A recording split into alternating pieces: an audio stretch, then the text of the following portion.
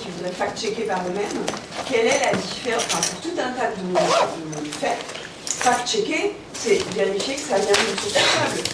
Et du coup, c'est en référer aux professionnels de la vérité.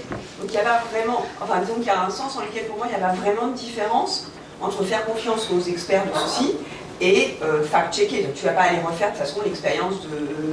Du coup, il me semble qu'il y a un continuum en fait. Enfin, vérifier une information pour moi qui ne suis pas spécialiste, c'est regarder d'où elle vient et donc en référer aux professionnels de la vérité. Si on saute éventuellement l'état de journaliste et de ce point de vue-là, je pense qu'il y a quand même une grande différence en tant que professionnel de la vérité entre les journalistes et les scientifiques, experts, que ce soit en sciences sociales ou en...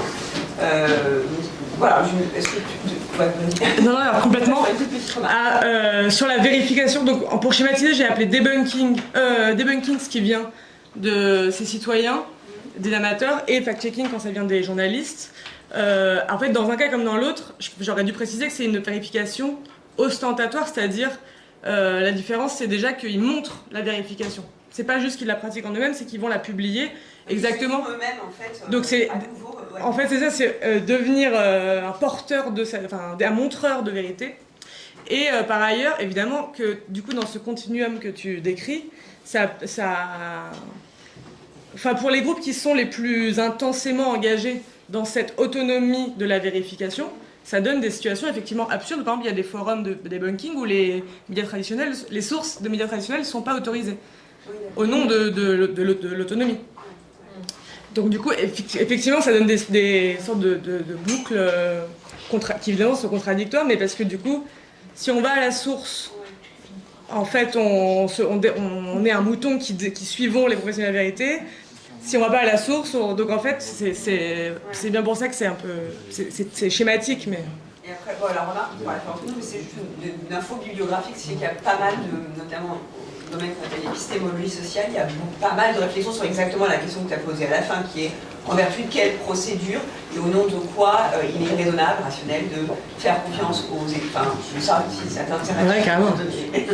Voilà, quelle parole? Merci. Tu m'entends? Je t'entends, oui. C'est pas ça. Je pense qu'elle est très importante, effectivement, cette idée qu'il y a des conditions sociales, un peu de la valorisation de la vérité, de la motivation épistémique à la vérité, etc. Là-dessus, le cognitiviste rejoint totalement le sociologue.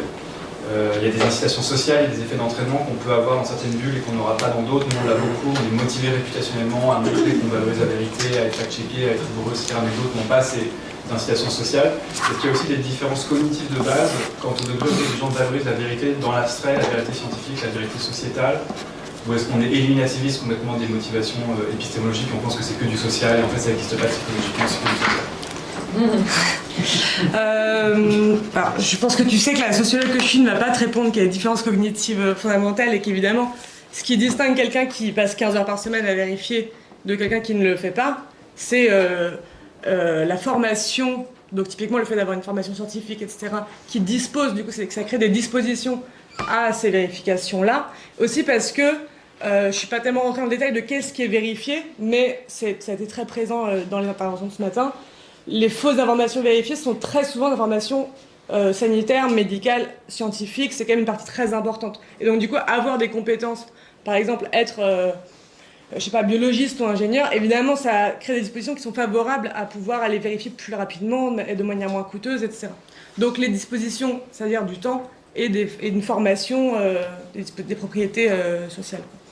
Et je crois que tu as dit nous, on a du temps. Moi, je ne sais pas si je me passerais du côté... Moi, je sais précisément que moi, je pense qu'il est attendu de moi socialement que je fasse partie des personnes qui ont ces capacités. Et c'est précisément parce que moi, je vois bien que je vérifie très très peu les informations, que je vois bien que cet objectif a des limites, puisque mais moi qui en ai tout le temps et la formation, je ne le fais pas. Donc je me suis prise comme cas pour... Donc je ne sais pas si j'opposerais un nous, des gens qui sont dans cette salle et qui vérifient tout, d'un eux qui ne vérifient rien et qui sont les gens hors de la D421. Que pour la pizza.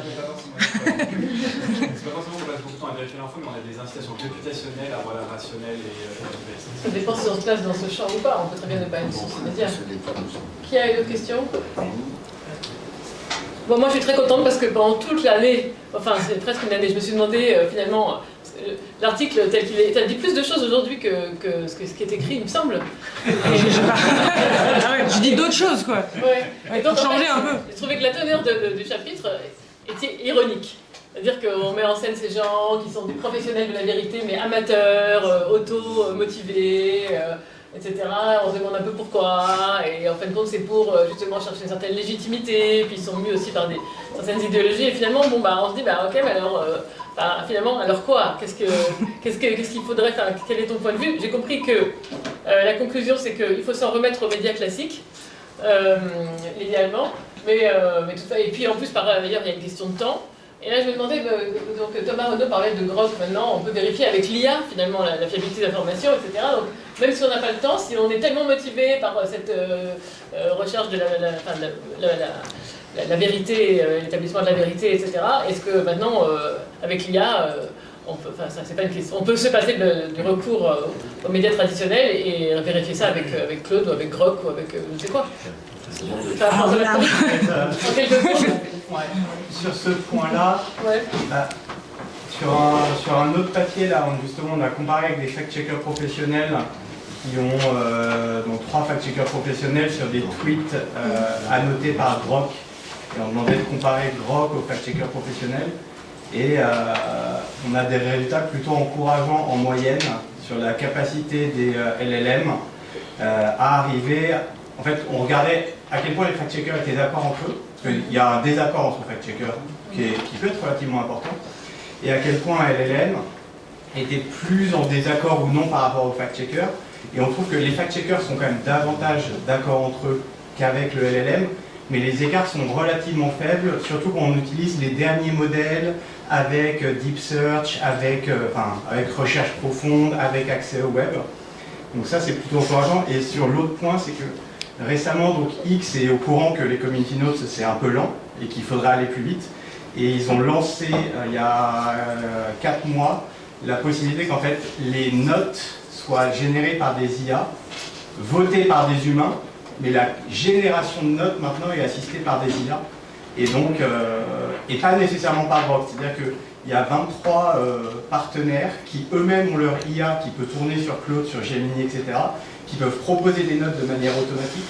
Et ce qu'on voit dans un papier, c'est que ces notes sont jugées utiles au même taux que les notes générées par les humains, et vont en moyenne 3 à 4 heures plus vite. Et en fait, 3 à 4 heures, c'est énorme dans la diffusion. Donc, malgré toutes les critiques autour de l'IA pour fact-checking, etc., les résultats qu'on a, nous, sur Grok, même sur Grok, qui est pourtant les N2M, sont plutôt encourageants sur la capacité de l'IA à être un vrai...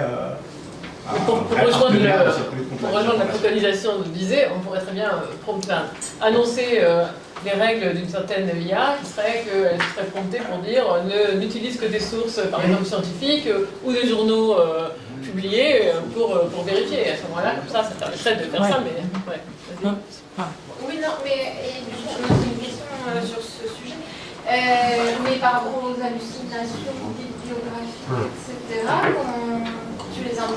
comment on les intègre dans la réflexion, sachant que ça arrive beaucoup. C'est-à-dire, bon, en tout cas, moi ça m'est arrivé assez souvent de coincer lorsque les applications d'IA, en fait, qui cherchent à te faire plaisir forcément. Et donc, même quand tu leur dis, je veux des sources fiables, je veux que ce soit scientifique, etc., en fait, c'est facile de les coincer, parce qu'ils te proposent des sources qui n'existent souvent pas.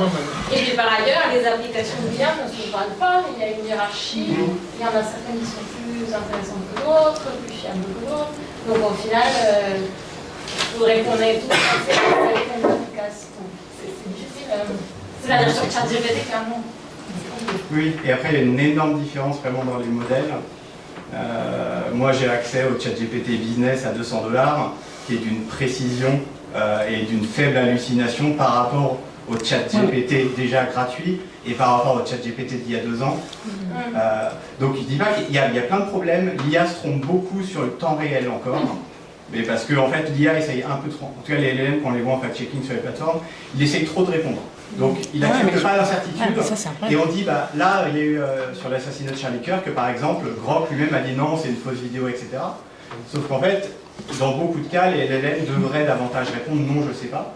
Et en fait, ça peut très bien, enfin techniquement, c'est une couche de fine-tuning à rajouter en disant en cas d'incertitude, réponds je ne sais pas et ne te force pas. Donc techniquement, il y a des moyens de le faire. Mais il faut savoir, il faut avoir l'argent. Oui, bien sûr. Mais l'intégration à Grok, c'est le dernier modèle de Grok qui tourne et quand on met Ask Grok sur Twitter, il a accès au contexte et Est-ce que tu penses qu'il peut y avoir des incitations financières ou développer sur de fine-tuning T'en dis plus fort, hein, d'humilité intellectuelle? Parce que ce qui les fait moins halluciner, ce qui les rend plus factuels, c'est les incitations financières à vendre des abonnements, parce que j'ai une confiance dans le système et tout. Est-ce qu'il y aurait la même pression en faveur de l'humilité intellectuelle? il pourrait y avoir, pour l'instant, il n'y a pas une IA vraiment orientée fact-checking et qui soit très démocratisée. Ce qui se passe, c'est plutôt les modèles de pointe. Donc globalement, Claude, Gemini, ChatGPT, Grok, qui eux-mêmes peuvent être utilisés pour ça. Mais en fait, ça serait hyper coûteux aujourd'hui pour un acteur externe de vouloir rentrer dans ce marché, développer son propre modèle, en sachant que dans 6 mois, il y a de nouveaux modèles, etc.